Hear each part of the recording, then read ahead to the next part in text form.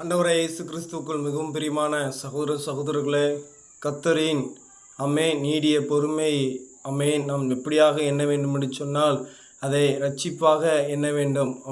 அதை இரட்சிப்பாக எண்ணி கர்த்தராகிய ஆண்டவராகிய இருக்கிற கர்த்தராகிய இயேசு கிறிஸ்துவானவரை நாம் நன்றியுள்ளத்தோடு என்ன சொன்னால் சோத்தரிக்க. ஏன்னா அவர்தான் இரட்சகரும் ஆண்டவரும் போதகருமாய் இருக்கிறார்.